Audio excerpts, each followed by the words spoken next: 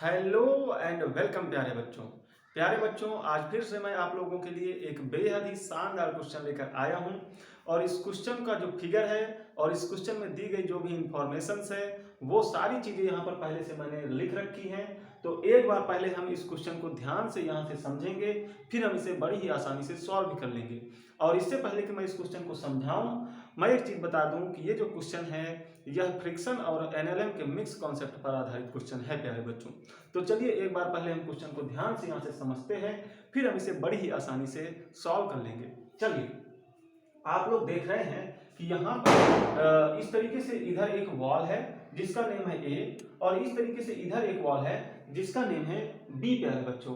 ठीक है, अब देख रहे होंगे आप लोग कि इन दोनों ही वॉल्स के बीच में एक पर्सन है और ये पर्सन पूरी तरह से बैलेंसिंग कंडीशन पर है, यानी पूरी तरह से बैलेंस्ड है। ठीक है, अब ये कैसे बैलेंस्ड है वो जरा समझ लीजिए। इस पर्सन ने किया क्या है कि इस दीवार को अपने हाथों के द्वारा और इधर अपने पैरों के द्वारा दबाया हुआ है, और इस वाली दीवार को इसने अपनी बैक से दबाया हुआ है। ठीक है, और जब ये दबाएगा तो नॉर्मल फोर्सेस होंगे, जनरेट होंगे, और यहाँ पे फ्रिक्शन कोफिशिएंट भी है जिस वजह से यहाँ पे प्यारे बच्चों फ्रिक्शन लगने लगेगा। ठीक, अब जो फ्रिक्शन होगा उसकी डायरेक्शन तो ऊपर की ओर होगी और इसका जो वेट होगा वो नीचे की ओर लग रहा होगा। तो जो फ्रिक्शन जनरेट होगा ना वो इसके वेट को बैलेंस कर रहा होगा प्यारे बच्चों। ठीक, इसीलिए यह चुपचाप इक्विलिब्रियम में बना हुआ है। अब देखिए प्यारे बच्चों, आगे उन्होंने क्या बोला, यहाँ पर इसका मास भी उन्होंने बताया हुआ 40 kg। यहाँ पे इन्होंने इसके लिए फ्रिक्शन कोफिशिएंट भी बताया है, जहां जहां भी कांटेक्ट है सारी जगहों के लिए, जहां जहां कांटेक्ट है सारी ही जगहों के लिए यही फ्रिक्शन कोफिशिएंट लेना है, जो कि है 0.8 के इक्वल। ठीक है, अब देखिए यहाँ पे एक चीज बोली गई है, limiting friction at all the contacts, यानी जहां जहां भी कॉन्टेक्ट है सारी जगह लिमिटिंग फ्रिक्शन काम कर रहा है। ये बात बहुत इंपॉर्टेंट है जानना। तो लिमिटिंग फ्रिक्शन ही काम कर रहा है ऐसा उन्होंने बोल दिया है। अब देखिए इसी के अंतर्गत दो क्वेश्चन पूछे गए हैं, जरा देखिए। ये पहला क्वेश्चन है, so that the person pushes the two walls with equal force, यानी कि आपको ये शो करना है कि जो पर्सन है ये दोनों ही वॉल्स को इक्वल फोर्स से दबा रहा है। ठीक है, अब दूसरा क्वेश्चन क्या है, find the normal force exerted by either wall on the person, मतलब हमें ये बताना है कि किसी भी वॉल के द्वारा इस व्यक्ति पर कितना नॉर्मल फोर्स लगाया जा रहा होगा, ये बताना है। तो चलिए प्यारे बच्चों, पहले हम जो क्वेश्चन नंबर ए है इसको सॉल्व कर लेते हैं, क्वेश्चन नंबर बी को भी सॉल्व कर लेंगे। तो चलिए क्वेश्चन नंबर ए को हम सॉल्व करते हैं। देखिए प्यारे बच्चों, थोड़ा शोर शराबा आपको सुनाई दे रहा होगा तो इसके लिए माफी चाहूंगा, क्योंकि अभी दिवाली चल रही है ना, तो इसलिए पटाखे वगैरह छुटाए जा रहे हैं। चलिए अब देखिए यहाँ पर हमें क्वेश्चन नंबर ए पहले समझते हैं। देखिए प्यारे बच्चों, एक चीज समझ लीजिएगा कि इस व्यक्ति ने जितने फोर्स से वॉल को दबाया होगा ना, वॉल भी इस व्यक्ति को उतने ही फोर्स से दबाया होगा। ये चीज तो आप जानते हैं ना, न्यूटन का थर्ड लॉ है कि जितना फोर्स व्यक्ति लगाएगा तो वॉल भी उस पर उतना ही फोर्स व्यक्ति पर लगाएगी, है ना। ये न्यूटन के थर्ड लॉ से आप जानते हैं। चलिए अब देखिए प्यारे बच्चों, अगर मैं मान लूं कि ये जो व्यक्ति है अपने हाथों से इस वॉल को N1 फोर्स से दबा रहा है, ऐसा मान लूं, तो इसका मतलब क्या होगा कि इस वॉल ने भी इसके हाथों को N1 फोर्स से दबाया होगा। और किधर दबाया होगा, ये देखिए, ये अपने हाथों से बल किधर लगा रहा होगा, इधर की ओर, तो बॉल किधर लगाएगी, इधर की ओर। तो निश्चित रूप से वॉल के द्वारा इसके हाथों पर लग रहा जो बल होगा वो कुछ इस डायरेक्शन में होगा, यानी हॉरिजॉन्टली इस डायरेक्शन में, है ना। और इसका मैग्नीट्यूड हम मान लिए हैं N1, क्योंकि हमने माना हुआ है कि ये अपने हाथों से इस वॉल को N1 फोर्स से दबा रहा है, तो वॉल भी N1 फोर्स से इसको दबा रही है। इसी तरीके से अगर मैं मान लूं कि ये अपने पैरों से इस वॉल को N2 फोर्स से दबा रहा है, तो ये इसके पैरों को भी N2 फोर्स से दबा रही होगी। तो कुल मिलाकर के मैं इस तरीके से इसको बना सकता हूं। अब देखिए अपनी बैक से ये इस वॉल को अगर मैं मान लूं कि N3 फोर्स से दबा रहा है, तो ये वाली जो वॉल है ये इसकी बैक को N3 फोर्स से दबा रही होगी। लेकिन डायरेक्शन क्या है ये जरा समझ लीजिए। अपनी बैक से ये इस वॉल पर किधर फोर्स लगा रहा होगा, इस डायरेक्शन में, तो वॉल किधर लगाएगी, आगे की ओर, है ना। तो वॉल के द्वारा इस पर लग रहा जो फोर्स है वो N3 है, और किधर है, आगे की ओर है प्यारे बच्चों। तो ये हमने देख लिया कि इस पर क्या क्या हॉरिजॉन्टल फोर्स लगाए गए हैं।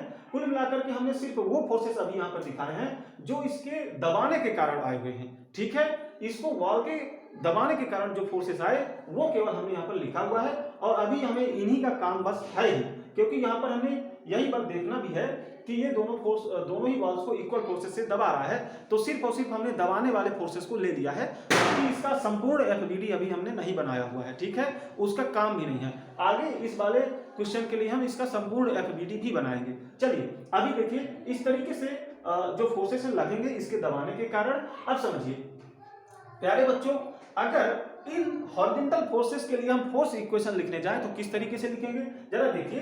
हॉरिजॉन्टल डायरेक्शन में अगर इस डायरेक्शन में फोर्स देखें तो इस डायरेक्शन में नेट फोर्स कितना है, N1 प्लस N2, क्योंकि N1 और N2 दोनों सेम डायरेक्शन में काम कर रहे हैं, दोनों ही इस डायरेक्शन में काम कर रहे हैं, तो इन दोनों का जो प्रभाव होगा एक साथ इस डायरेक्शन में लिया जाएगा, यानी कि इसका जो इस डायरेक्शन में अगर हम देखें तो N1 प्लस N2 फोर्स लग रहा होगा, N1 प्लस N2, ठीक है।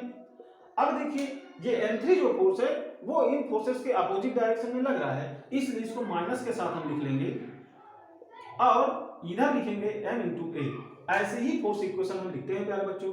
तो ये हॉरिजॉन्टल डायरेक्शन पर लग रहे फोर्सेस के कारण हमने इस तरीके से फोर्स इक्वेशन लिखी।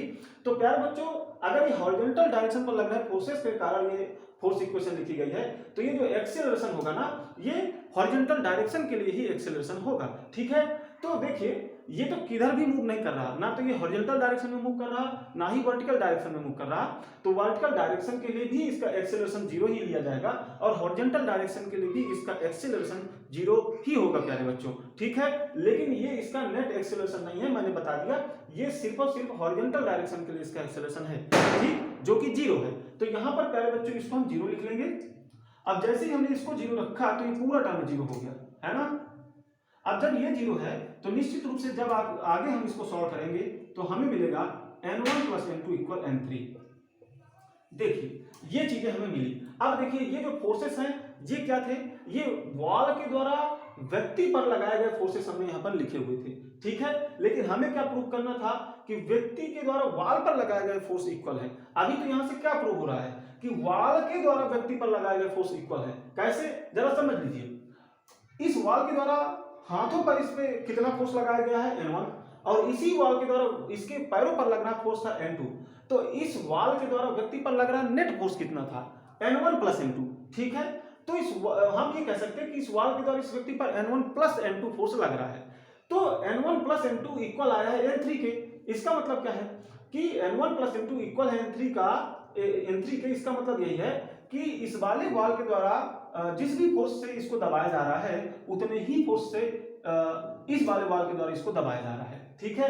यही प्रूव होता है यहाँ से, बिल्कुल यही प्रूव होता है, ठीक। तो ये तो हुआ वॉल्स के द्वारा व्यक्ति पर लगाए गए फोर्सेस इक्वल है, ऐसा यहाँ से प्रूव हो गया। और हमें प्रूव करना था कि व्यक्ति के द्वारा वॉल पर लगाए गए फोर्सेस इक्वल है। तो प्यारे बच्चों उसके लिए भी यही चीज होगी। क्यों? क्योंकि आप लोग जानते हैं कि व्यक्ति जिस फोर्स से वॉल को दबा रहा होगा तो निश्चित रूप से उतने ही फोर्स से वॉल ने भी व्यक्ति को दबाया होगा। अब अगर हम देख लें कि ये व्यक्ति को वॉल ए के द्वारा दबाया गया होगा इस तरीके से, यानी कि N1 प्लस N2 से अगर ये वॉल इस व्यक्ति को दबा रही थी तो निश्चित रूप से ये जो व्यक्ति है वॉल ए को किस तरह से दबा रहा होगा, N1 प्लस N2 के ही मैग्नीट्यूड के फोर्स से दबा रहा होगा। इसी तरीके से अगर देखें तो अगर ये वॉल इसकी बैक को या इस व्यक्ति को N3 फोर्स से दबा रही थी तो निश्चित रूप से इस व्यक्ति ने भी इसको N3 फोर्स से ही दबाया है। कितने से? N3 से। अब ये N1 प्लस N2 N3 के इक्वल आया है, तो देख लीजिए यही चीज निकल के आ रही है। तो कुल मिला के इसको ऐसे ही सॉल्व करना था। आपने प्रूव कर लिया कि दोनों ही वॉल्स को ये सेम फोर्स से दबाएगा। तो ये ऑप्शन नंबर जो ए है, या मैं बोलूं कि क्वेश्चन नंबर ए है, वो सॉल्व हो चुका है। अब हम चलेंगे क्वेश्चन नंबर बी की तरफ, ठीक है। तो इसको जरा हम मिटा लेते हैं।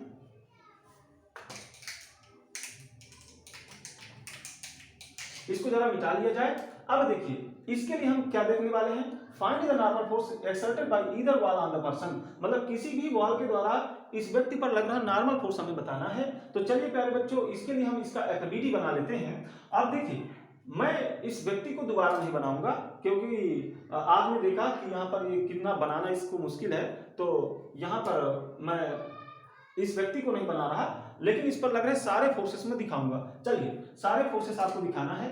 हमने हाथों पर कितना फोर्स देखा था, N1, और पैरों पर कितना फोर्स देखा था, N2, और बैक पर क्या फोर्स हमने देखा था, N3। तो ये फोर्स तो हमने पहले से देख रखे थे। अब देखिए यहाँ पर सिर्फ इतने ही फोर्सेस थोड़ा होंगे, यहाँ पे प्यारे बच्चों जहां जहां कांटेक्ट है हर एक जगह फ्रिक्शन भी काम कर रहे होंगे। तो यहाँ पर मैं मान लेता हूँ कि F फ्रिक्शन काम कर रहा है और यहाँ पे F डैश का फ्रिक्शन काम कर रहा है और यहाँ पे प्यारे बच्चों मैं मान लेता हूँ कि F डबल डैश का फ्रिक्शन काम कर रहा है। ठीक, तो ये फोर्सेस हो गए। साथ ही साथ इसका अभी वेट भी काम कर रहा होगा, तो इसके वेट को भी दिखा लीजिए mg। तो इस तरीके से प्यारे बच्चों इस पर लग रहे सारे फोर्सेस हमने दिखा लिए हैं। अब देखिए ये फोर्स कहीं मूव नहीं कर रहा, ये वर्टिकल डायरेक्शन में भी मूव नहीं कर रहा, ना ही हॉरिजॉन्टल डायरेक्शन में मूव कर रहा। ठीक है, तो देखिए अगर ये वर्टिकल डायरेक्शन में भी मूव नहीं कर रहा है, इसका मतलब क्या है कि वर्टिकल डायरेक्शन में ऊपर की ओर जो लग रहे फोर्सेस होंगे और वर्टिकल डायरेक्शन में जो नीचे की ओर लग रहे फोर्सेस होंगे वो एक दूसरे के इक्वल होंगे, है ना। इसका यही मतलब है, तभी तो ये ऊपर नीचे मूव नहीं कर रहा। तो देख लीजिए ऊपर किस तरीके से फोर्स काम कर रहे हैं, एक तो F काम कर रहा है, एक F डैश, एक F डबल डैश। ठीक, तो कुल मिलाकर के ये तीनों फोर्स ऊपर की ओर काम कर रहे हैं, तो ये तीनों मिल करके नीचे की ओर जो लग रहा फोर्स होगा जो कि mg है उसको बैलेंस कर रहे होंगे। तो चलिए यही हम कर लेते हैं, F plus F dash plus F double dash equal है mg के, ये हमने कर लिया। अब प्यारे बच्चों एक चीज समझ लीजिए, अगर मुझे F डैश और F डबल डैश की वैल्यू फाइंड करना है तो जरा यहाँ पर आइए, limiting friction acts at all the contacts, यानी उन्होंने बोला है कि हर जगह लिमिटिंग फ्रिक्शन काम कर रहा है, यानी ये सारे लिमिटिंग फ्रिक्शन है। और लिमिटिंग फ्रिक्शन को हम कैसे लिखते हैं, म्यू एन से प्यारे बच्चों। ठीक है, म्यू एन से लिखते हैं। तो चलिए इसको हम यहाँ पर लिख लेते हैं। अब एक चीज समझ लीजिएगा, म्यू हर एक कॉन्टेक्ट के लिए सेम है, तो म्यू वही लिखेंगे, लेकिन नॉर्मल फोर्स अलग अलग है। कैसे अलग है, एफ के लिए देख लीजिए, एफ जहां लग रहा है वहां नॉर्मल क्या है n3, इसी तरह से एफ डैश जहां लग रहा है वहां नॉर्मल क्या है n1, और इसी तरीके से एफ डबल डैश जहां लग रहा है वहां नॉर्मल क्या है n2 प्यारे बच्चों। तो नॉर्मल फोर्स हम अलग अलग लिखेंगे, म्यू हर एक जगह वही लिखेंगे। चलिए इसके अगर इसकी वैल्यू लिखने जाए तो म्यू इंटू n3 ठीक, प्लस म्यू इंटू इसके लिए normal n1 plus mu into इसके लिए नॉर्मल n2 इक्वल mg, है ना। अब देखिए म्यू सारे के लिए सेम है, तो म्यू को आप कॉमन ले लीजिए, म्यू 3 प्लस सॉरी यहाँ पे n3 plus n1 plus n2 equal mg। अब देख लीजिए म्यू,